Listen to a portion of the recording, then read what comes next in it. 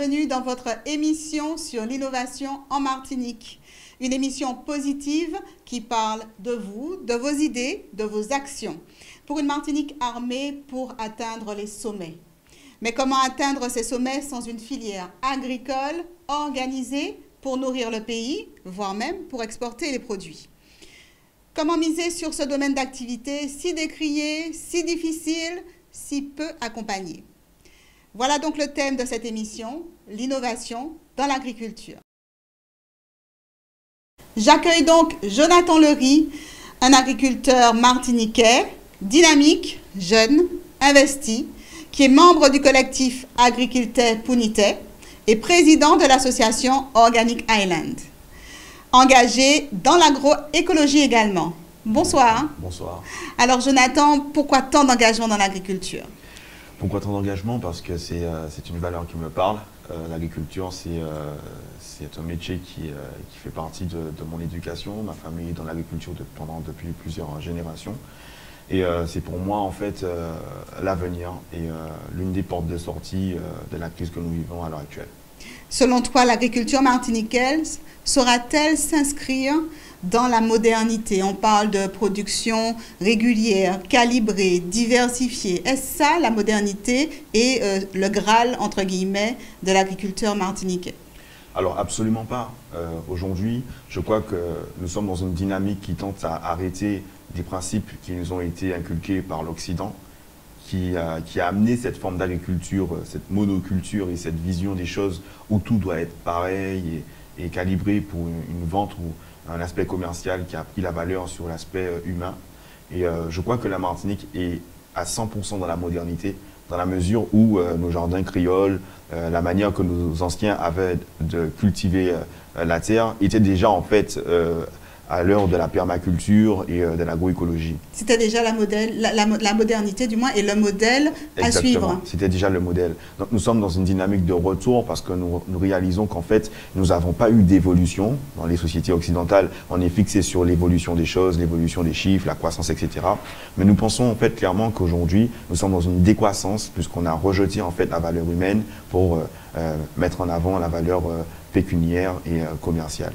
Est-ce qu'aujourd'hui, le consommateur, et notamment le consommateur martiniquais, est-ce qu'il est armé pour cette agriculture dont vous parlez, dont tu parles?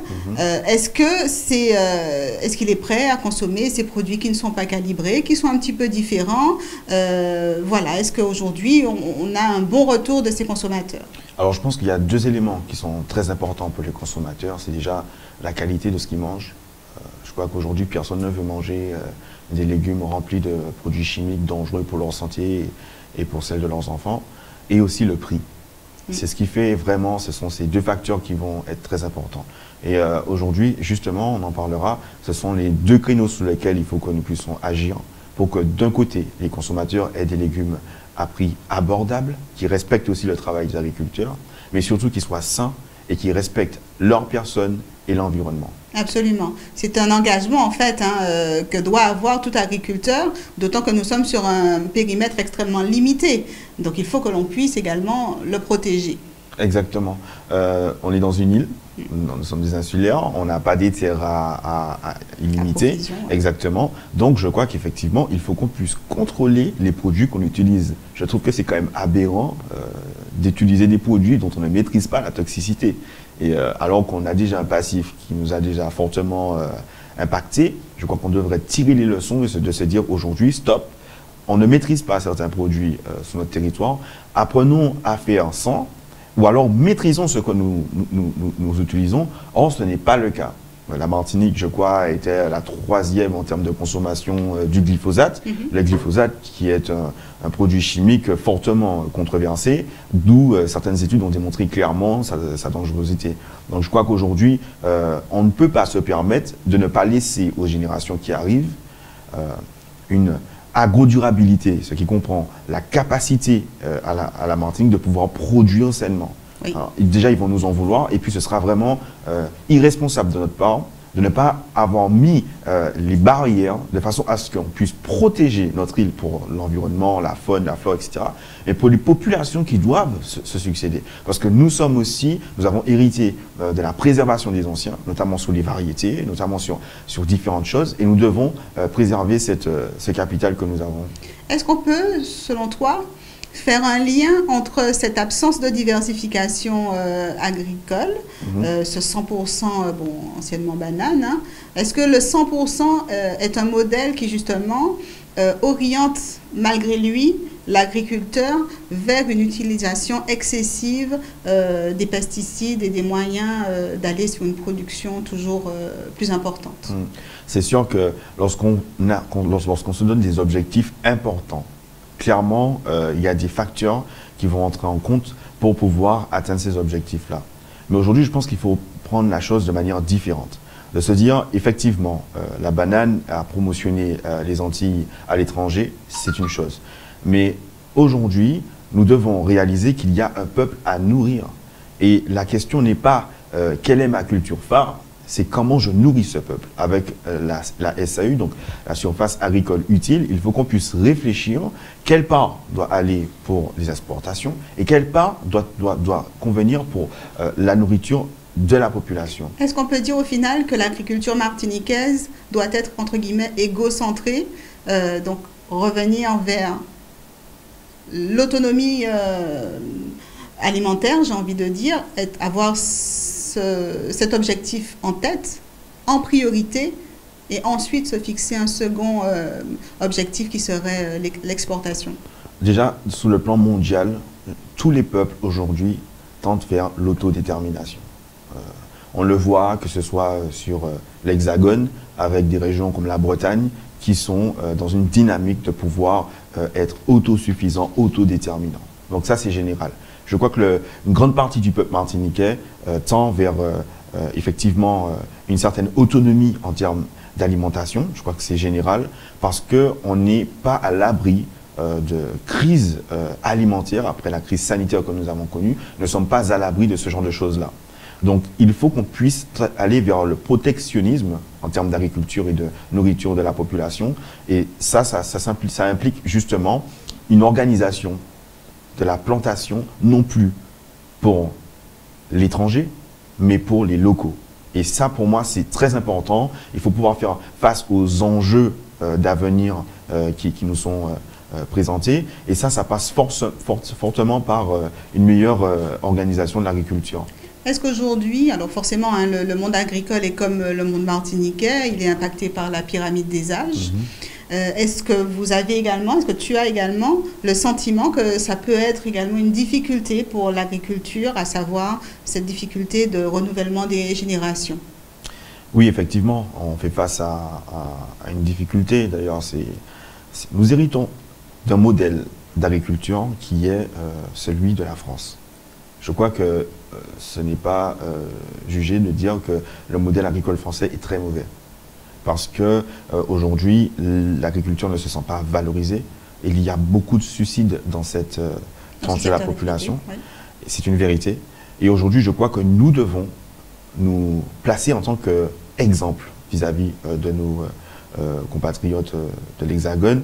Nous devons nous placer en tant qu'exemple. Nous devons montrer un modèle dans lequel l'agriculteur est respecté, où il a une position qui doit lui revenir, celui qui nourrit le peuple, et que la population aussi puisse retrouver sa place. Et j'aime beaucoup dire ce mot de consomme-acteur, en fait. Non pas consommateur, mais de consomme-acteur qui, en consommant, agit pour son environnement, agit pour sa population, agit pour son pays. Le jeune agriculteur arrive-t-il à trouver sa place au final? Non, on est dans une catastrophe intergénérationnelle. Aujourd'hui, il y a de grosses difficultés pour les jeunes pour l'accès au foncier. Ça, pour plusieurs raisons, notamment parce que, clairement, la politique qui a été mise en place jusqu'alors, aujourd'hui, n'est pas une politique qui a été concentrée sur la production et sur l'intégration des jeunes à travers l'agriculture. Il y a eu beaucoup de choses qui ont été mises en place, etc., etc. Mais ça ne fonctionne pas. L'obtention des aides qui dépassent plus de 4 ans, ça ne fonctionne pas. Les appels à candidature qui ne sont pas assez nombreux et qui ne permettent pas d'installer les centaines de jeunes qui sortent diplômés des écoles, oui, ça ne fonctionne pas. Donc nous sommes dans un modèle qui ne fonctionne pas. Donc aujourd'hui, on produit bien, entre guillemets, on crée bien, on ouvre bien l'opportunité à un jeune de poursuivre sa passion, à savoir devenir agriculteur, voire même ingénieur agronome. Mais derrière, le pendant qui est d'avoir une activité, d'avoir une parcelle de terre, ça demeure un problème pour ce jeune agriculteur martiniquais. Exactement, ça demeure un problème. Il faut savoir aussi qu'il y a une idée reçue qui est celle que, voilà, je ne loue pas ma terre parce que mon parlant, mon point témoin, les gars des témoins, c'est passé, c'est sur moi, mon péché, mais pourtant, il existe des contrats. Exactement. Pourtant, il existe des moyens, hein, des contrats qui existent pour pouvoir protéger le propriétaire et pour pouvoir permettre à l'agriculture de produire pleinement et en paix. Donc, aujourd'hui, il faut pouvoir promotionner ce genre d'outils juridiques, mais il faut aussi soutenir les propriétaires. Ça, on le dit souvent, il faut pouvoir soutenir les propriétaires. Et donc, c'est pour ça que nous avons proposé, à travers le collectif Agriculture Communautaire, nous avons proposé qu'on puisse donner une prime aux propriétaires qui louent ou qui vendent leur terrain à des jeunes agriculteurs pour pouvoir soutenir la démarche. Et nous avons appelé cette mesure les propriétaires solidaires. Donc, c'est les propriétaires en fait qui participent, hein, au développement de l'agriculture de leur île. Vous avez eu un bon accueil de cette proposition? Jusqu'à maintenant, c'est une proposition que nous avons soumise, mais qui n'a pas encore été étudiée. Nous allons continuer en fait à promotionner en fait tous ces points en fait que nous mettons en avant, notamment sur le préfinancement des installations, parce qu'à l'heure actuelle, lorsqu'un jeune s'installe, il demande des aides, il faut qu'il puisse payer et qu'il se fasse rembourser. Or, nous sommes dans une tranche de la population qui bien souvent n'a pas les moyens de pouvoir emprunter, n'a pas les moyens de pouvoir mettre des investissements sur la table, parce que les investissements agricoles sont quand même importants et conséquents. Et je rappelle que nous parlons, hein, d'un secteur d'activité qui est primordial pour la santé des Martiniquais. Alors, quel message vous auriez aimé justement lancer à ces propriétaires terriens qui sont encore un petit peu réticents? Quel message vous leur auriez passé? Puisque pour l'instant, il n'y a pas encore d'évolution de la situation, la proposition que vous avez faite n'est pas encore, est encore à l'étude. Qu'avez-vous envie de leur dire? Très clairement, ce que je veux leur dire, c'est que il y a eu le passé. Il y a eu des comportements, effectivement, hein, il faut quand même le reconnaître, qui ont été abusifs. Des personnes qui étaient mal intentionnées et qui ont donné une mauvaise image des agriculteurs. Mais aujourd'hui, il y a une génération qui est vraiment motivée, qui est debout pour les enjeux de leur pays et qui veulent apporter leur pierre à l'édifice. Ils ont des projets qui sont superbes, vraiment. Je crois qu'en Martinique, il y a beaucoup de projets magnifiques et ils veulent juste un moyen de pouvoir les mettre en place. Ce système qui était d'utiliser des produits chimiques pour tuer le sol, je connais aucun jeune qui veut s'installer en agriculture et qui veut utiliser des produits chimiques. Ils sont dans ce schéma. Voilà, ils sont tous presque dans l'agroécologie en général. Donc ce sont des personnes qui sont là pour respecter le foncier et en plus pour respecter l'humain. Ils veulent un nouveau modèle. Donc je crois qu'il faut leur donner la chance de faire ce nouveau modèle émerger. Pour continuer sur le même sujet, comment est-ce que l'agriculteur, le jeune agriculteur notamment, comment est-il accompagné par la Chambre d'agriculture? Est-ce que les autres organismes dédiés sont au rendez-vous? Est-ce que la CTM, qui a quand même des terres possiblement disponibles, comment est-ce que tout ça se met en musique? Alors, clairement, ce que nous demandons aujourd'hui, c'est clair, c'est qu'il y ait une véritable campagne de référencement des terres.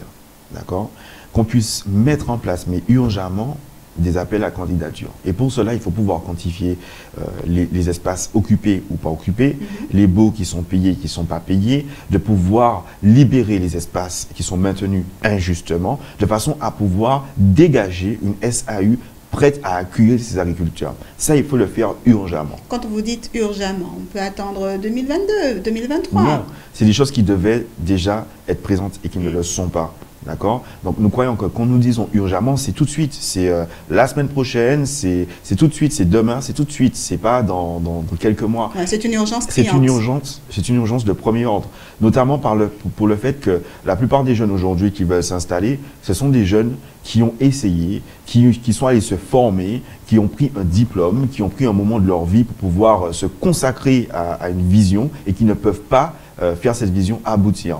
Donc il faut pouvoir respecter cela et aussi pour le fait que ça permettrait aussi de pouvoir faire revenir une bonne partie de la population, notamment les jeunes qui sont partis pour leurs études, de façon à pouvoir véritablement booster l'économie tout en répondant à une problématique de disparition de la population. Aujourd'hui, un agriculteur a besoin d'une surface minimale de combien? Alors, il faut savoir qu'un hectare, ce sont les chiffres, un hectare, normalement, c'est le minimum pour un ITH, donc pour pouvoir dégager en fait un bénéfice normalement. Mais après, tout dépend du type de production. Aujourd'hui, il y a plusieurs projets. Voilà, en fonction des projets, c'est vrai que les choses peuvent changer. Mais je crois que déjà, pouvoir dégager 1 à 2 hectares par agriculteur, ce serait déjà très bien pour pouvoir commencer. Il faut savoir que quand on s'installe, on n'a pas forcément la technicité nécessaire pour pouvoir avoir... Voilà, exactement. On peut commencer avec une certaine surface et monter en fait en surface au fur et à mesure que la technicité augmente. Donc ça, c'est pas un problème. Aujourd'hui, on parlait de l'échange intergénérationnel. Je crois qu'il faudrait pouvoir mettre des outils pour pouvoir faire les jeunes agriculteurs et ceux qui s'en vont, pouvoir permettre qu'ils se rencontrent, qu'ils puissent s'échanger. Je crois qu'il y a un travail de transmission à faire parce que les anciens, ils ont un savoir qui est quand même primordial. Ils connaissent la Martinique, ils connaissent le climat, ils connaissent l'ensoleillement, ils connaissent les carèmes, ils connaissent quand même tous les enjeux et toute la particularité que nous avons ici. Et il faut qu'ils puissent la transmettre. Et donc, du coup, il faut vraiment mettre des outils pour que ces deux générations puissent se rencontrer, s'échanger et vraiment, je vais dire, sympathiser pour que les murs puissent tomber et que réellement, il y ait une synergie qui se fasse sur notre territoire. Exactement. Alors justement, l'agriculteur est face à une première difficulté, on a dit le terrain. En imaginant que ce soit résolu demain matin, il y a une deuxième difficulté qui est celle de l'outil, le matériel, qui parfois coûte un certain prix et qui n'est pas toujours facile d'acquérir en premier lieu. Existe-t-il une mise en commun des agriculteurs, jeunes ou moins jeunes, qu'importe, sur justement l'achat de ce matériel, donc l'achat en commun pour un prêt d'une parcelle à l'autre, d'un agriculteur à l'autre. Aujourd'hui, il y a des systèmes de défiscalisation qui permettraient éventuellement de financer partiellement. Tout ça, est-ce que ça existe en Martinique? Bien sûr, il y a des initiatives citoyennes à ce niveau-là. Il y a des CUMAR, il y a des personnes qui mettent en collaboration et en mutualisation leur matériel et leurs outils. Ça existe. Mais ce sont des agriculteurs déjà, j'ai envie de dire, installés, qui mettent à disposition le matériel à d'autres, ou est-ce que ce sont vraiment des associations, des collectifs d'agriculteurs? Il y a un peu de tout, il y a un peu de tout. Mais nous, ce que nous disons à l'heure actuelle, c'est que, en tout cas pour parler du préfinancement, il faut véritablement investir dans la jeunesse à travers l'agriculture. C'est une façon vraiment de pouvoir développer l'économie parce qu'on sait tous les emplois qui découlent de la production agricole. Nous pensons qu'il faut véritablement mettre un principe de préfinancement avec un fonds qui permettrait à l'agriculture clairement de pouvoir s'installer plus rapidement et de produire plus rapidement. Ce n'est que dans ce sens qu'on pourra arriver à atteindre nos objectifs en termes d'autonomie alimentaire. Aujourd'hui, lorsqu'un jeune attend 3 ans pour s'installer, il a le temps de se décourager, il a le temps de partir en France pour faire un contrat, il a le temps de revenir. Il y a beaucoup de jeunes qui avaient des projets d'installation à la Martinique et qui sont partis dans l'Hexagone ou alors qui ont pris un poste ailleurs et dans un domaine tout à fait différent. Oui, lassé en fait de toutes ces démarches. Exactement. Et nous parlons d'un milieu qui nourrit la population et qui développe des emplois. Et puis on parle aussi de talent que nous perdons au final. Exactement. Lorsqu'un agriculteur produit par exemple de la tomate, cette tomate, elle peut être transformée en sauce tomate. Et puis après, elle va être transformée en pizza. Donc, je veux dire, c'est toute cette chaîne, en fait, qui est alimentée. Et de pouvoir investir en amont de cette chaîne, c'est une façon de pouvoir pérenniser et développer l'économie. Et je pense que c'est un fait et c'est un domaine qui a été négligé. Alors justement, vous avez parlé à l'instant de transformation de nos produits. Est-ce qu'aujourd'hui, on pourrait valablement s'inscrire dans cette dynamique, dans la mesure où en termes de quantité, est-ce qu'on est au rendez-vous, est-ce qu'on est en mesure, on parle de la tomate, de fournir suffisamment de tomates pour qu'une usine elle-même soit viable, rentable? Alors, je pense que nous sommes en sous-production. D'ailleurs, il y a eu un rapport du Sénat qui est sorti et qui l'a dit clairement, d'accord, que la SAU, qui est réservée à la consommation de la population, n'est que de 3%. Alors la SAU, pour ceux qui nous écoutent, c'est la surface agricole utile. D'accord. Donc, on est vraiment en dessous. Mais je vais parler d'un point qui rejoint cela, mais qui est vraiment très important, c'est le fait que plus de 80% des légumes que nous consommons, en tout cas pour la plus grande partie de la population, viennent d'ailleurs. Ces légumes sont bien souvent dépourvus des vitamines et des nutriments dont nous avons besoin. Parce que lorsque vous récoltez de la carotte à Nantes et qu'elle reste une semaine avant de partir et qu'elle prend 3 semaines avant d'arriver, elle a déjà 1 mois. La présence des vitamines n'est pas la même qu'un produit qui a été récolté la veille.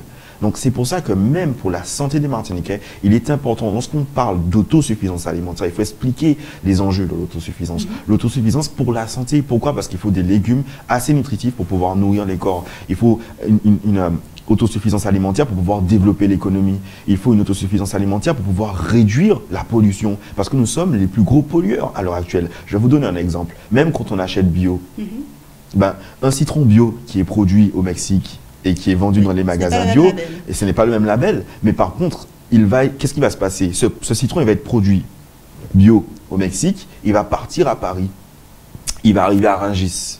Et puis après, la centrale d'achat ici va commander le citron et il va retraverser l'océan pour arriver en Martinique. Nous sommes dans une pollution en fait à travers notre consommation. On ne peut pas continuer comme ça et nous sommes les premiers impactés par le réchauffement climatique à travers les cyclones. Donc nous devons être cohérents vis-à-vis de ces problématiques et de se dire voilà, aujourd'hui, il nous faut véritablement un nouveau modèle. Alors justement, on parle du coup des circuits de distribution. Quel est le meilleur circuit aujourd'hui? Quel est celui qui rend le meilleur service tant à l'agriculteur qu'au consommateur, pardon? Est-ce le circuit court? Est-ce les marchés dédiés? Est-ce que ce sont les supermarchés? Comment faut-il... Je pense qu'il faut un peu de tout.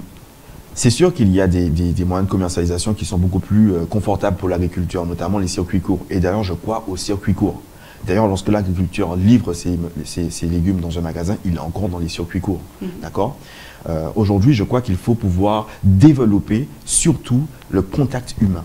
D'accord? Le contact humain, que ce soit en magasin, que les producteurs soient mis en avant, qu'on puisse savoir à qui on achète nos produits. Les magasins bio, aujourd'hui, ont fait un travail quand même assez important. Je ne vais pas citer certains à travers la production locale. On a retrouvé de plus en plus de la production locale. Il y a quelques noms, je pense, qui vont parler à certains, qui ont permis à des agriculteurs de pouvoir véritablement se faire voir, développer leurs produits. Et donc, on le voit de plus en plus. Mais la population veut rencontrer en fait ces producteurs, des fois même participer aux sessions de plantation, aux ateliers, etc. Donc, effectivement, il faut un peu de tout. L'intérêt, c'est de pouvoir réduire effectivement les intermédiaires pour que les coûts soient confortables pour le client, mais aussi pour que l'agriculteur lui-même puisse avoir un revenu nécessaire pour son développement. Comment l'agriculteur doit-il se rendre visible justement? Est-ce qu'il doit ouvrir sa plantation à la visite? Est-ce qu'il doit ouvrir son activité vers les tables d'hôtes? Comment est-ce qu'on peut imaginer justement que le Martiniquais puisse créer la proximité dont vous parlez avec l'agriculteur et inversement? C'est surtout avec la communication.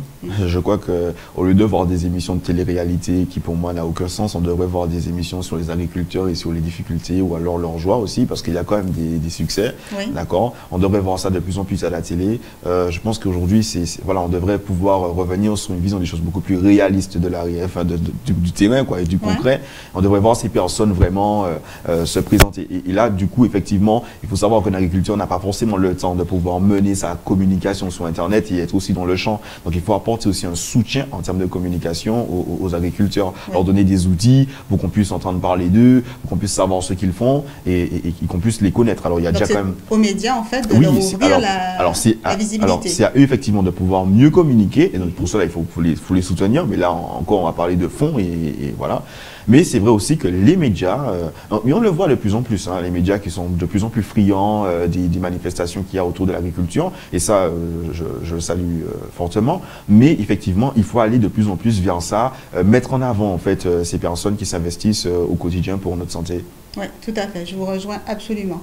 Bah, du coup, on parle de santé, forcément, on va parler de ce qui aujourd'hui préoccupe tant l'agriculteur que le Martiniquais lambda, à savoir cette difficulté de se débarrasser de la chlordécone 4. Chlordécone, pardon, je dis 4 parce qu'on est au plan 4. J'ai envie de te demander, selon toi, est-ce que ce plan chlordécone 4 propose des pistes sérieuses pour nous, Martiniquais, pour les agriculteurs également? Alors, on ne l'a pas dit en début d'émission, mais je suis membre aussi du lianage pour des poliers Martinique et le collectif Agriculture pour l'unité aussi en fait partie, ce lianage d'organisation et de personnes à part entière, de docteurs, etc., qui se lèvent aujourd'hui contre l'injustice chlordécone. Et effectivement, moi ce que je pense clairement de ce plan chlordécone 4, pour l'avoir lu, c'est qu'il ne prend pas en compte la position de la population dans un premier temps. Il n'est pas assez lucide sur les enjeux que nous avons à mener pour l'avenir. Le plan chlordécone 4 prévoit une recherche à travers des appels à projets qui ne vont commencer qu'en 2022. Aujourd'hui, je crois que nous sommes dans une urgence, nous ne pouvons pas attendre fin 2022 pour voir arriver des projets en cours de 2023. Non, la population martiniquaise en a assez. Il y a une cassure sociale, il y a une cassure à cause de cette problématique chlordécone qu'il faut réparer urgemment. Comment comprendre qu'on est au plan chlordécone 4, ce qui sous-entend donc qu'il y a eu un 1, un 2, un 3, et qu'on en soit encore à la question de la collecte d'informations? Moi, je crois que ça démontre clairement la dissidence de la France, excusez-moi les propos, envers cette problématique. Je suis très honnête là-dessus. Je crois que la France est totalement dissidente vis-à-vis de la problématique chlordécone et qu'elle est dans un stratagème, comme vous l'avez dit, comme tu l'as dit, excuse-moi, de plan chlordécone 1, 2, 3, 4, en plus qui n'ont eu aucun bilan. Où est les bilans? Où est le bilan du plan chlordécone 1? Où est le bilan du plan chlordécone 2? On est censé bâtir. Voilà, exactement. Oui. Donc on est dans une incohérence, un vrai kafkaïsme, excusez-moi le terme, aujourd'hui à la Martinique. Et nous, ce que nous disons, c'est qu'il y en a assez. Et c'est pour ça qu'on voit venir des initiatives citoyennes autour des résolutions possibles. Et pour revenir sur ce plan-là, je trouve que ce plan ne respecte pas la population martiniquaise parce qu'elle a été contaminée. Elle devrait être celle qui prend les décisions. Alors, en tout cas, au moins en partie. On pourrait opposer à ce que tu dis le fait que dans le plan chlordécone 4, la parole est donnée aux Martiniquais. On peut cliquer sur le lien et donner son point de vue. Alors, il y a deux choses. Il y a laisser quelqu'un parler et il y a prendre en compte ce que la personne dit. Ça, c'est deux choses différentes. Ça fait des années que le peuple martiniquais demande des solutions. Aujourd'hui, nous sommes encore à des plans chlordécone 1, 2, 3, 4. Je ne crois pas que ça, c'est une façon de pouvoir considérer ce que le Martiniquais et la Martiniquaise dit. On entend, mais on ne considère pas. Aujourd'hui, on ne veut pas être juste des paroles écrites sur des feuilles ou alors des lettres écrites sur des sites internet pour pouvoir faire joli. On veut être des décideurs de notre avenir puisque nous avons été contaminés. Nous devons pouvoir décider. On veut des actions pragmatiques, des solutions qui puissent être pilotables déjà par les Martiniquais, en tout cas par ceux qui sont les premiers concernés, et puis qui puissent être, entre guillemets, visibles et palpables par la population. Exactement. Je crois que si véritablement il y avait un désir de vouloir véritablement apporter une solution, il y aurait eu une certaine valorisation, un respect des 52 points qui ont été établis lors d'un forum social par le lianage. Aujourd'hui, il y a 52 points sur la table qui déterminent clairement des solutions qui ont été vraiment décidées par plusieurs personnes et ces 52 points n'ont toujours pas été valorisés. Donc je veux dire, lorsqu'on veut véritablement considérer la population, on commence à respecter le travail qui a été fait en amont. Tout à fait. Voilà. Et justement, tout ce dont on parle, à savoir toutes les réflexions faites par les différents collectifs, les différentes associations, y a-t-il derrière un écho, un ballon donné par nos politiques? Alors, on a vu plusieurs personnes politiques se lever contre cette problématique. Il y a eu notamment Serge Etchemi qui a mené cette commission d'enquête et qui a laissé ce rapport. Il y a eu aussi le rapport d'Edmond Mariette aussi. Mais ce qu'on remarque, c'est que malgré toutes ces démarches qui ont été faites, rien n'a été fait. Pourquoi? Parce qu'aujourd'hui, le pouvoir, il est du côté de la France qui, elle, est inactive vis-à-vis de cette problématique-là. Donc oui, il y a des hommes politiques qui se lèvent et qui parlent et qui dénoncent, mais en termes d'action, il n'y a rien de concret. On parle pourtant dans ce plan Chlordécone 4 d'aide, d'accompagnement des agriculteurs et futurs agriculteurs. Alors, défini de quelle façon? Clairement, il n'y a aucune explication claire et nette sur cette aide, alors que, comme je le disais précédemment, dans les 52 points, nous sommes rentrés en matière, nous avons donné des exemples d'aide, comment nous pouvons nous approcher des agriculteurs, les soutenir sur ce qui cultivent sous des terrains contaminés, comment leur donner accès à des cultures alternatives, comment leur permettre de cultiver sur des tables, comment leur permettre de pouvoir pallier à cette contamination à laquelle ils font face. À l'heure actuelle, il n'y a que du blabla. Je vais être très honnête avec vous, c'est que du blabla. Moi, là, à l'heure actuelle où on parle, je me dis, mais à quand le plan Chlordécone 5? Ouais. Clairement. Alors du coup, le jeune agriculteur qui est face au défi chlordécone, au changement climatique, au défi du financement, vers qui il se tourne pour pouvoir réaliser son rêve? Alors aujourd'hui, heureusement, nous sommes quand même une population très solidaire. Aujourd'hui, nous sommes une population très solidaire. La Martinique et le peuple martiniquais a toujours eu ça en fait en lui et dans sa civilisation, c'est l'entraide. On le voit à travers les Lassotais, etc. Et l'aide familiale, l'aide des amis, etc. compte beaucoup. Il y a beaucoup de jeunes qui arrivent à s'installer parce qu'ils ont eu un soutien financier de la famille. Ils ont eu aussi de l'aide de leur quartier, etc. Et c'est vers ça que nous tendons. Nous tendons vers vraiment les initiatives citoyennes.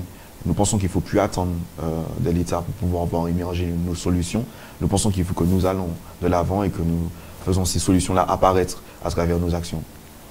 Jonathan, merci pour ces paroles. Je les trouve déjà très réconfortantes, pleines d'espoir, même si effectivement le chantier de l'innovation en agriculture martiniquaise, en tout cas, il est encore vaste et qu'il y a encore bien des choses à faire. Exactement.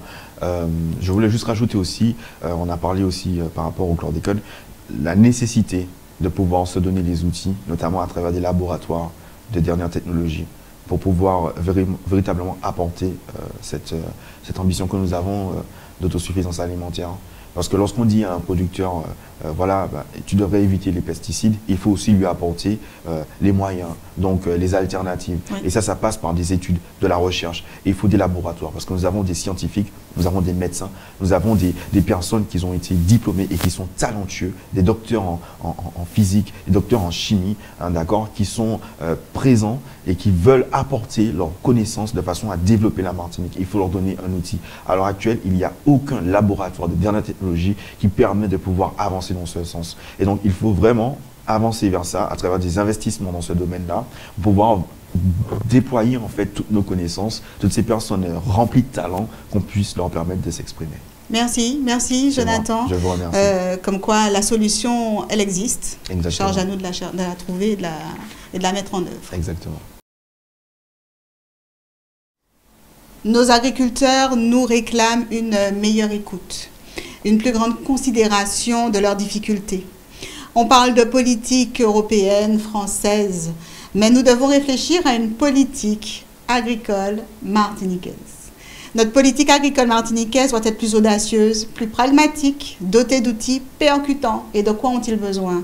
De terres disponibles, de financements immédiatement disponibles, de soutien technique pour une agriculture propre, durable, du soutien indéfectible du consommateur martiniquais que nous sommes. À bon entendeur, je dis EIA et au travail.